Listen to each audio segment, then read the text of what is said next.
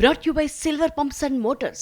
Top quality और consistent performance के लिए सिर्फ सिल्वर पंप्स नाम याद रखना. పుష్ప 2తో ఇండియన్ సినిమా రికార్డులు తిరగరాసిన స్టార్ డైరెక్టర్ సుకుమార్ ప్రెజెంట్ ఖాళీగా ఉన్నారు. పుష్ప 2 టైంలోనే సుకు నెక్స్ట్ సినిమాకు సంబంధించి క్లారిటీ ఇచ్చిన రీసెంట్ అప్డేట్స్ ఆ విషయంలో డౌట్స్ రేజ్ అయ్యేలా చేశాయి. ఇంతకీ లెక్కల మాస్టర్ ప్లానింగ్ ఏంటి? నెక్స్ట్ మూవీ ఎవరితో?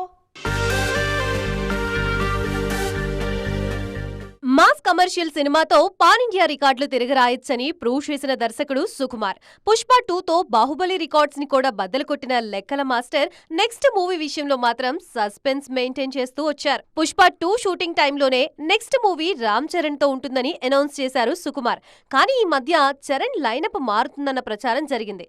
పెద్ది తర్వాత త్రివిక్రమ్, లోకేష్ కనగరాజు లాంటి దర్శకత్వంలో చెర్రీ సినిమా చేసే ఛాన్స్ ఉందన్న ప్రచారం జరిగింది. కానీ ఏది అఫీషియల్ గా మాత్రం అనౌన్స్ కాలేదు.